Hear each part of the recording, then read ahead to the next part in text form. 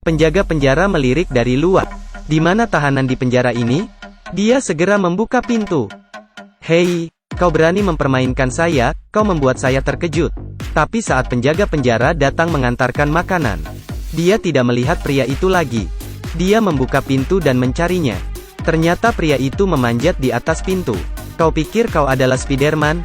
Tanpa basa-basi penjaga penjara langsung memukulnya dengan keras.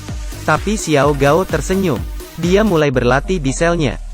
Satu langkah ke kiri, satu langkah ke kanan. Tanpa sepatu skateboard, tapi bisa melangkah dengan lincah. Keesokan harinya, penjaga penjara tidak menemukan Xiao Gao lagi.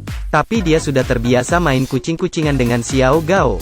Tapi dalam ruangan kecil ini, dia tidak melihat bayangan orang. Dan pada saat ini, sepasang kaki mengikuti di belakangnya. Penjaga penjara tidak menyadarinya. Tampaknya Xiao Gao belajar kungfu menghilangkan diri. Sayangnya, bayangan matahari mengeksposnya. Penjaga penjara berbalik dan langsung memukul Xiao Gao. Bukankah pandai bersembunyi? Kalau bisa kau hilangkan bayangan juga. Xiao Gao tersenyum saja. Keesokan harinya, dia menggambar mata ketiga di telapak tangannya. Dia mulai berlatih cara ular berjalan. Dan waktu singkat dia akhirnya berhasil. Hari ini, penjaga penjara datang untuk mengantarkan makanan lagi. Dia sangat marah saat melihat tidak ada orang di dalam penjara itu. Tidak bosan bermain ya? Kau pasti ada di belakangku. Namun tiba-tiba, penjaga penjara terlambat untuk melawan. Dia dipukul oleh Xiao Gao. Bajingan, bahkan polisi kau berani pukul. Ketakutan. Penjaga penjara buru-buru menutup pintu. Dan alasan Xiao Gao di penjara harus diceritakan dari beberapa waktu yang lalu. Pada saat itu, Xiao Gao tidak melakukan apa-apa setiap hari.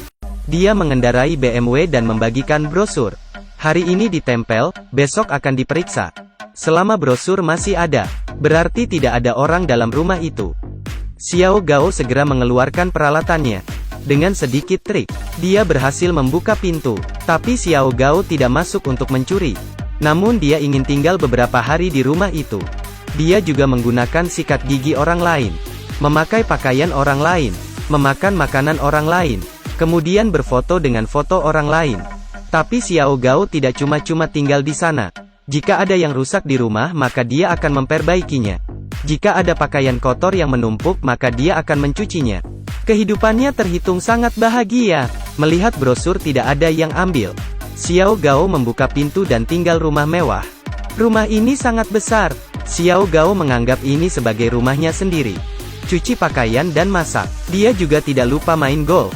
Tapi ketika dia sedang tidur di malam hari, Xiao Gao yang ketakutan hampir mati di tempat. Dia bergegas pergi dengan tasnya. Namun saat dia terpikir wajah wanita yang penuh dengan luka, Xiao Gao sangat sedih. Biasanya pasti sering dipukul suaminya. Jadi dia memutuskan untuk kembali ke sana.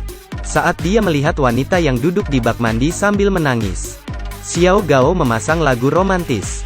Dan juga memilih pakaian untuknya. Suasana hati wanita itu semakin membaik. Tapi ketika kedua orang sedang bermain bola di ruang tamu, suaminya si Xian pulang. Dia menemukan bahwa istrinya tidak menutup pintu. Dia langsung menamparkan pipinya dengan kuat. Dan semua ini terlihat oleh Xiao Gao. Dia sengaja bermain golf di halaman rumah. Si Xian mendengar suara itu. Dia mengeluarkan ponsel dan ingin menghubungi polisi. Tapi Xiao Gao tidak memberinya kesempatan ini. Satu pukulan membuat dia berlutut. Kemudian pukulan lain. Si Xian berlutut kesakitan di atas tanah. Tapi itu hanya rasa sakit pada badan. Segera wanita itu mengikuti Xiao Gao pergi.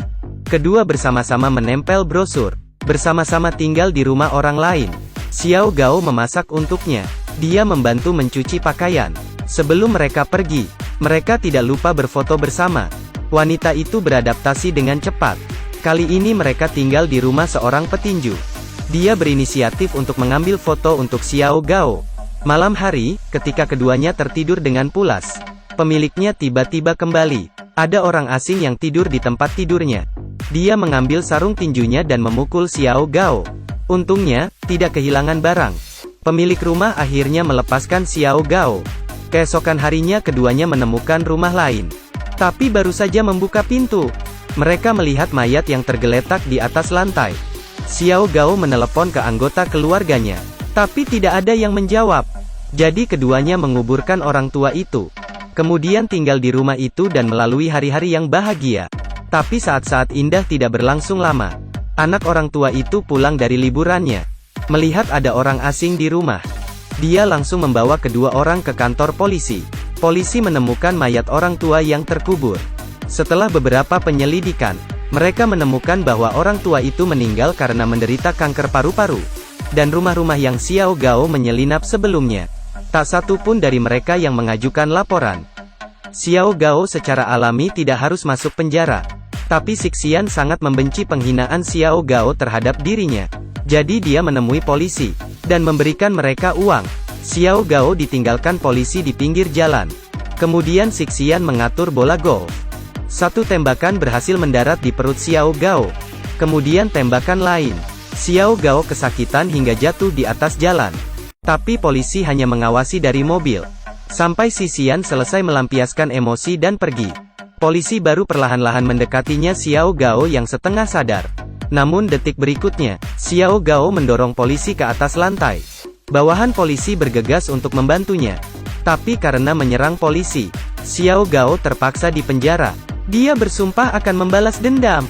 Jadi bahkan di dalam penjara, Xiao Gao tidak menganggur. Dia terus-menerus berlatih golf tak terlihat. Suatu hari teman satu sel mengambil bola tak terlihat milik Xiao Gao. Dia langsung bertengkar dengannya. Lalu dia dikirim ke penjara khusus oleh penjaga penjara. Setelah menenangkan diri, Xiao Gao mulai berlatih kungfu menghilangkan diri. Setelah latihan keras hari demi hari, dia akhirnya berhasil. Setelah dibebaskan dari penjara, dia pertama kali menemukan polisi itu. Saat polisi itu sedang mengambil bola golf. Polisi tidak bisa melihat siapa yang menyerangnya. Polisi hanya bisa bersembunyi di balik dinding. Tapi bolanya seperti ada mata. Selalu bisa mengenai polisi itu. Kemudian Xiao Gao memukulnya dengan keras. Akhirnya dia berhasil membalas dendam. Maka sekarang giliran Sixian.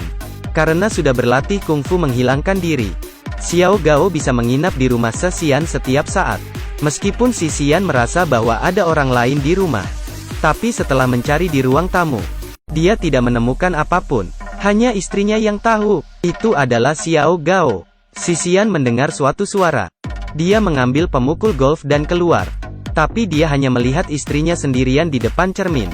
Tapi begitu dia berbalik, dia langsung bilang, "Aku cinta kamu."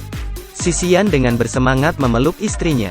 Dan pada saat ini, istrinya memberikan tangannya kepada Xiao Gao yang di belakang.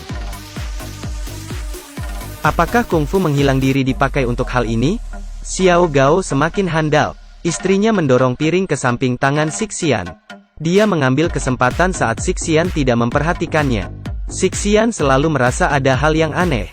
Tapi saat dia memutar kepalanya, dia tidak menemukan siapapun. Sejak saat itu Xiao Gao memiliki rumah.